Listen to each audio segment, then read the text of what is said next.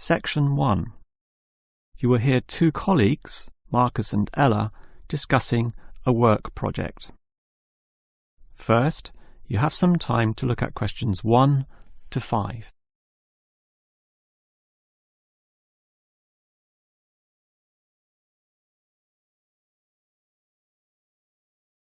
You will see that there is an example that has been done for you. On this occasion only, the conversation relating to this will be played first.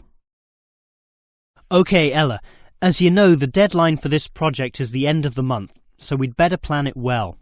Yes, I've already been thinking along those lines, and I've decided we should divide this project into 3 phases. The pre-phase, then phase 1, and then phase 2, with strict deadlines involved for each one. The woman uses the term pre-phase, so pre-phase has been written in space. Now we shall begin. You should answer the questions as you listen, because you will not hear the recording a second time. Now listen carefully and answer questions 1 to 5.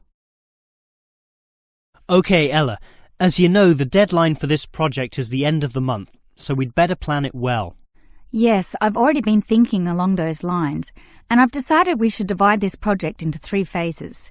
The pre-phase, then phase 1, and then phase 2, with strict deadlines involved for each one. Given that we have to finish this quickly, that sounds good. Tell me more. The pre-phase is the simplest. We just need to allocate a space or a place to do our planning, and this space will need to be quite big. Sure, and we have to decide on the equipment needed as well. Remember the last project when we didn't have enough projectors to present our ideas? We lost lots of time there. Yes, that was a bad start. That's why, after the pre-phase is finished, I've allocated a mere 3 days for phase 1. That will involve drawing the plans. We'll need Jenna to help us. And Marco. Yes, but not Susan. Susan is just far too busy to participate, as much as I'd like her in the team. Let's just take Fred instead. He'll do. Sure, Fred's not as experienced as Greg, but I agree he'll do fine for this job. Then it's straight into phase 2. Collecting, collating, analysing and preparing the final report. Can we do that in 5 days? I think that's optimistic, which is why I scheduled 6. That's almost a week. Do we have that much time? We do, and with the right people, 6 days should see the job done. Who are the people for this phase? Arthur and Rob, right? No, Arthur's got other things to do, and Rob's on leave, so Mike alone will be the main man on this part. He's done it before, so it should be fine. But he may need some help with the smaller tasks, someone who is good with detail and procedures. Peter's not free at the moment, so I can arrange Leo to chip in some time and advice. Leo's very useful, particularly under pressure. And that's everything sorted. Well done, Ella. This report should certainly be ready in time.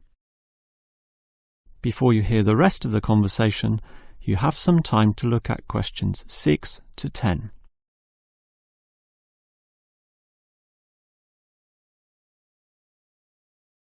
Now listen and answer questions 6 to 10. Okay, Ella, you've done a good job with the basic time frame of this project, but what about specifics? What sort of specifics? Well, things like information gathering. Are we going to use questionnaires like we did last time? I was thinking of using the internet to ask people to give their views, but you often get such silly responses when you do that. I'm of the view that the best way to find out things is to ask people directly, so that's what we'll do. Okay, but that will take longer. We'll probably even have to do some of the work at home. No, I don't think so, as long as we stay back at work for some after-hours meetings. Well, that's better than coming in early. No one functions well in the morning. Also, the final report will need at least 2 appendices. Not only that, we'll have to attach a small booklet to the end, containing printouts of the relevant parts from all the foreign websites we accessed. That will take even more time. Are you sure we can meet this deadline? Yep, I've worked it all out, and I'm confident we can do it.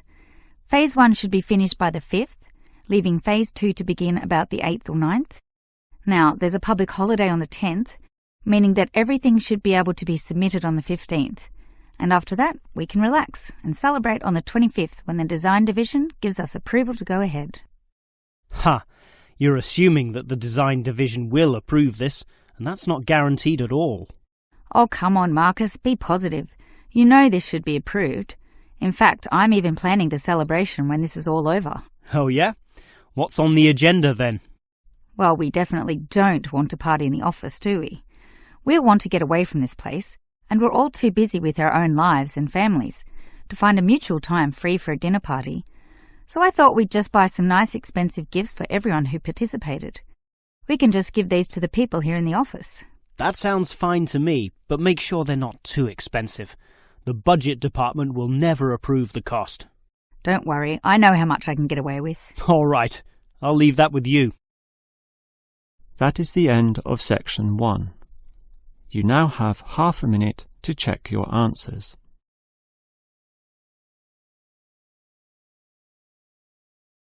Now turn to section 2. Section 2. You'll hear an HR representative of Earn and Learn giving some information about her company. First, you have some time to look at questions 11 to 16.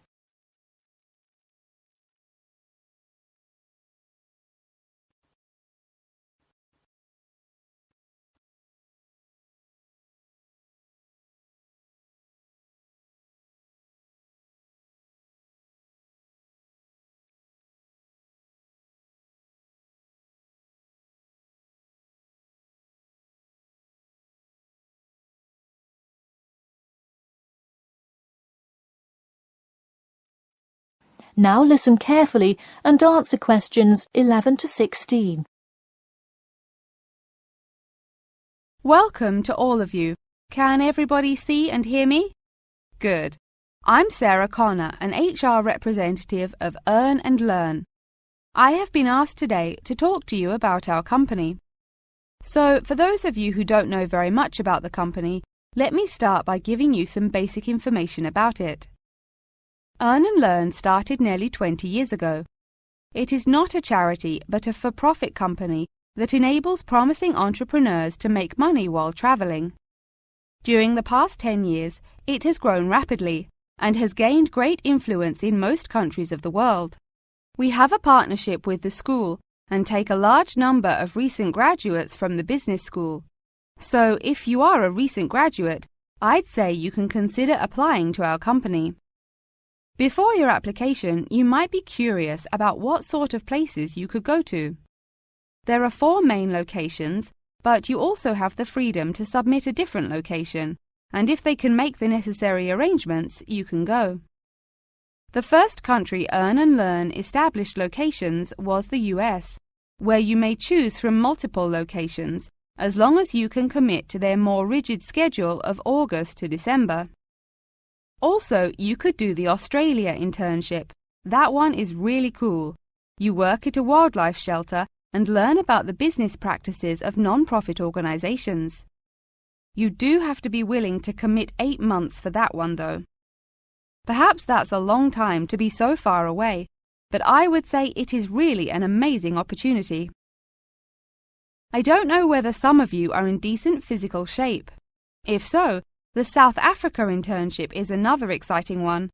You learn a lot about sustainable farming, but you would be doing some of the manual labor involved in maintaining a farm. Indeed, it's hard work, but I think you would definitely be able to do it. It may be wise to wait until after their summer is over, so it's not so terribly hot. In addition, there is a most recently established location in India. This one gives you more of a study abroad feel, given that they arrange a host family for you to stay with. In the other locations, you live in an apartment with other interns, so this is definitely a unique experience. Before you hear the rest of the talk, you have some time to look at questions 17 to 20.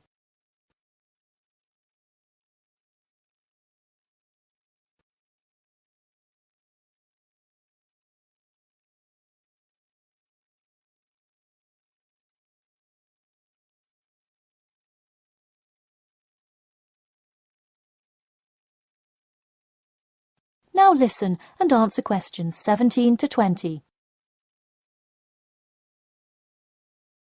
Regardless of where you go, at the end of the program you get a global travelling certificate, as long as you can explain your experience. You can provide a written log of what you did. I recommend writing journal or blog entries about what you do every day, or a weekly summary of each day. Of course, you don't have to write up a formal report or anything like that, and you need to apply for it once you have returned. Some students may want to know whether this is a paid internship. Actually, you have to pay for the flight there yourself. But you have the opportunity to create your own small business, which could earn you money if it's successful. So basically, you pay for it all up front, but when you're there, you can find ways to make money. That is to say, you pay for 2/3 of the cost up front as a deposit, and then give the final installment 1 month prior to your return. Finally, I have to remind you that you need a health check before you go to make sure you're not going to spread any communicable diseases. In addition, before you go, you don't have to attend any meetings or workshops. You'll meet everyone you'll be working with once you get there. Okay, well, that's all I've time for today. Thanks for listening, and I'm happy to take any questions if you have them. That is the end of section 2. You now have half a minute to check your answers.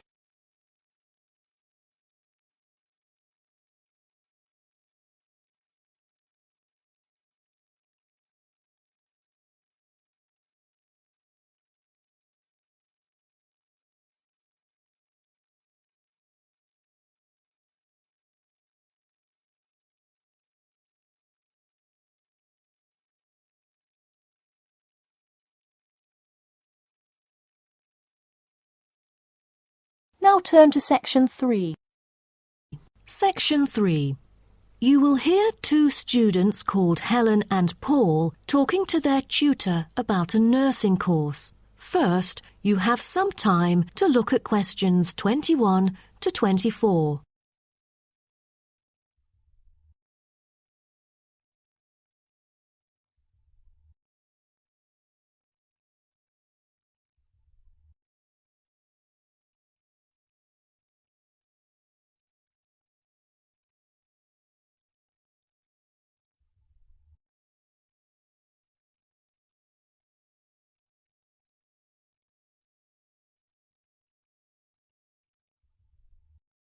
Now, listen carefully and answer questions 21 to 24. Helen and Paul, congratulations to you both for doing so well the past semester. You two have exhibited an impeccable performance during your first year in the nursing program.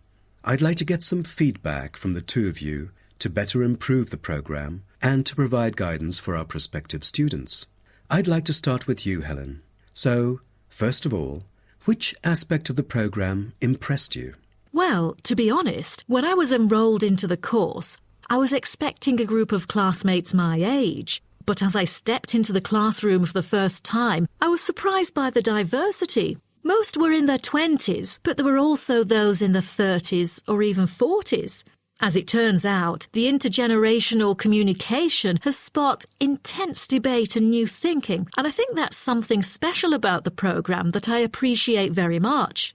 What about you, Paul? What do you think of the program? For me, the group project we carried out last semester is another key feature of the program. The whole class was divided into 8 different groups, working on 8 prospective cases. Team-building sessions were conducted in a collaborative way most of the time. Comprised of 5 members, our group studied acute pancreatitis. During the process, we broke the task into different parts and assigned them to each member. We were then able to tackle the complex problem by pooling our knowledge and skills. More importantly, stronger links were established between the group members. Because of the project, we've all become good friends. That's true. According to graduates, group projects prepare them for the work world in which teamwork and collaboration are increasingly the norm. So tell me, Paul, what else do you like about the program? I want to be a registered nurse, working in a public hospital after graduation. so the internship provided is a valuable opportunity for clinical practice in a supportive learning atmosphere. However, I was amazed by the amount of written assignments, since I thought the course should have focused more on practice-oriented learning. Well, I have to disagree with you, Paul. The essays demonstrate your understanding of the course. For me, writing essays is a process that involves critical thinking, which challenges me to develop my points more thoroughly. I thus manage to gain a diversity of perspectives. The programme is designed to deliver basic and advanced theoretical knowledge of core concepts, including healthcare systems concepts, together with practicum or clinical practice experience to bridge the classroom content to the practice setting. So, I'm afraid written work is unavoidable. Also this year, we've added a module of law. How do you feel about that? At first, we felt that learning law is kind of redundant and too time-consuming. After a few sessions, we realised that it is necessary in dealing with future medical disputes. Before you hear the rest of the talk, you have some time to look at questions 25 to 30.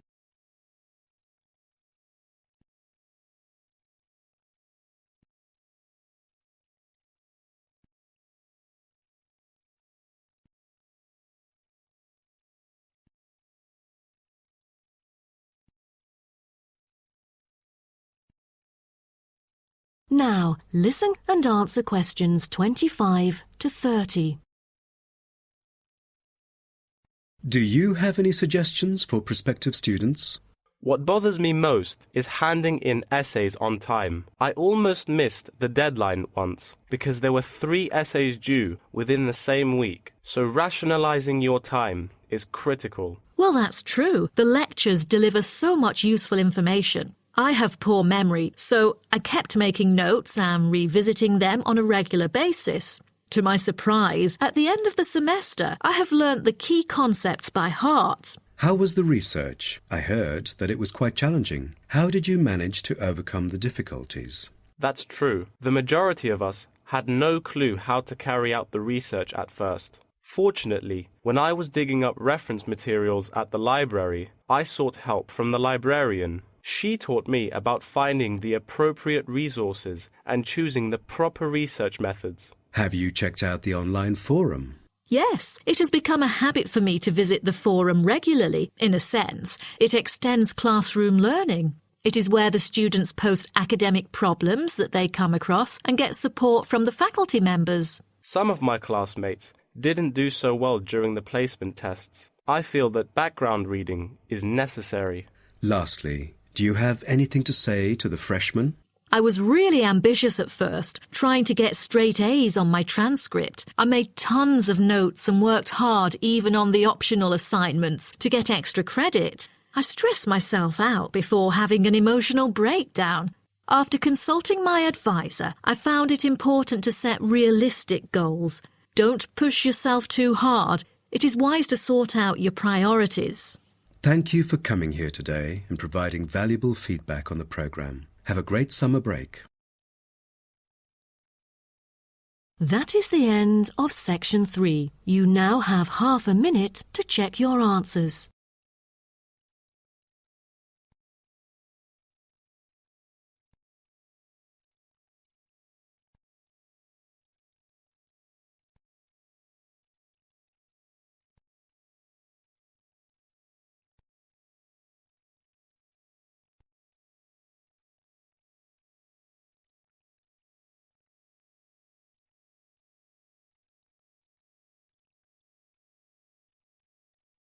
Now turn to section 4. Section 4. You will hear part of an Earth Sciences lecture. First you have some time to look at questions 31 to 40.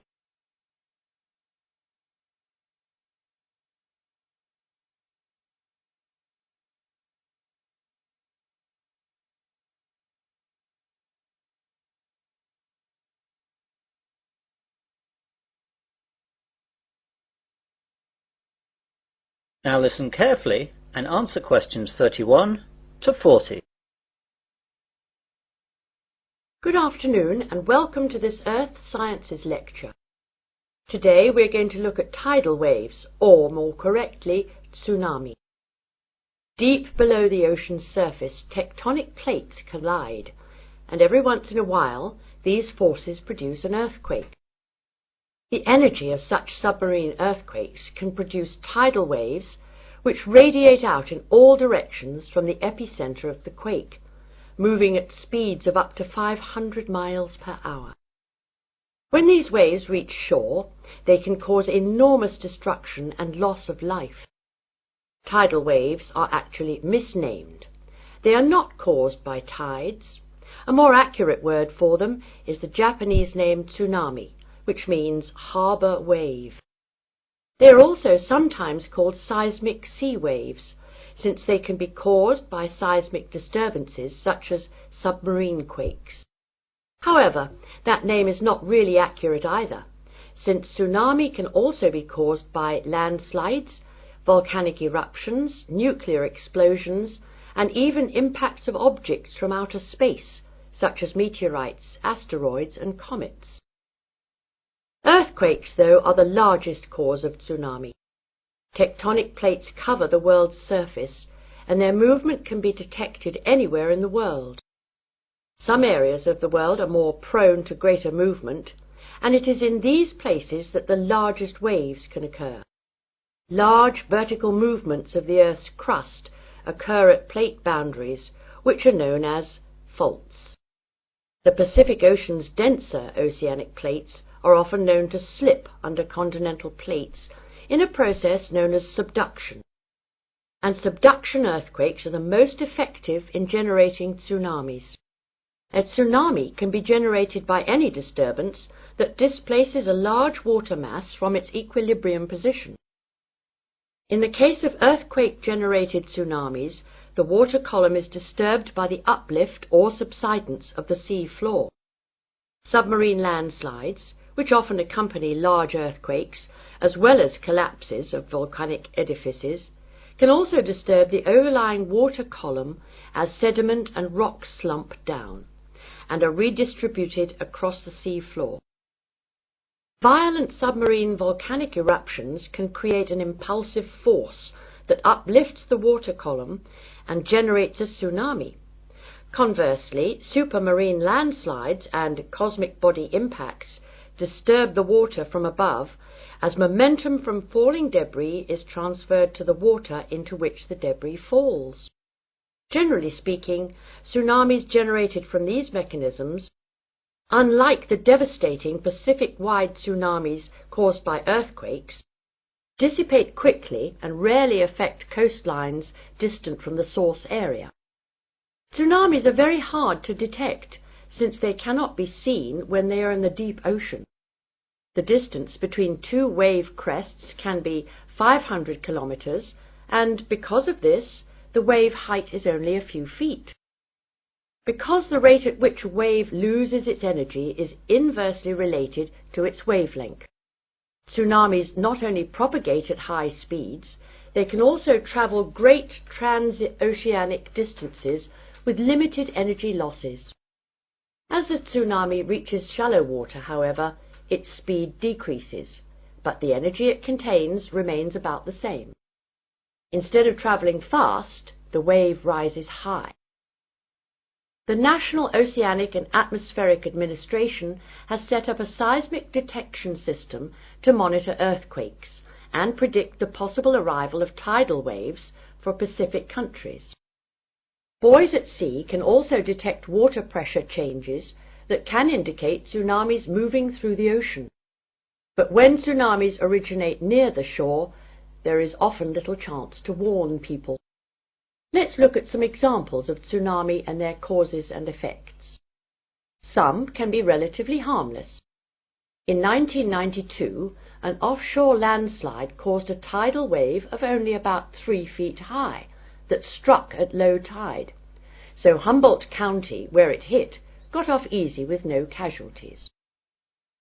On January 13th in 1992, a Pacific Ocean earthquake off the coast of San Salvador, registering 7.6 on the Richter scale, did not cause any ocean disturbance at all. However, a recent tidal wave which struck Papua New Guinea on July 17, 1998, was 23 feet high and killed at least 1,200 people. This wave was caused by a magnitude 7.1 submarine earthquake. On July 17, 1998, a Papua New Guinea tsunami killed roughly 3,000 people. A huge underwater volcanic eruption 15 miles offshore was followed within 10 minutes by a wave some 40 feet tall. The villages of Arop and Warapu were destroyed.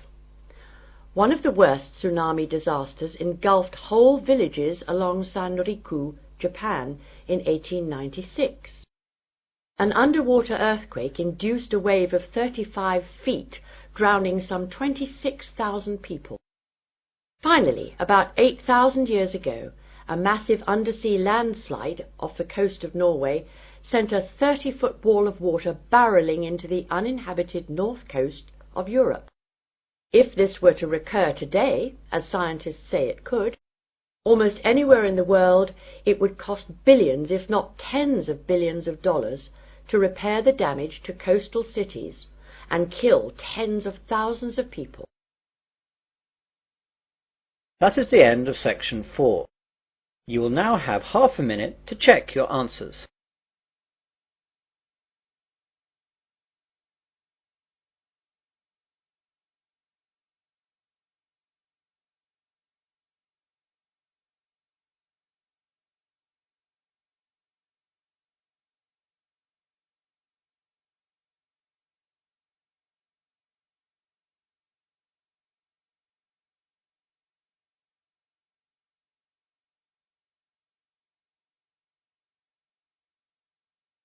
That is the end of listening test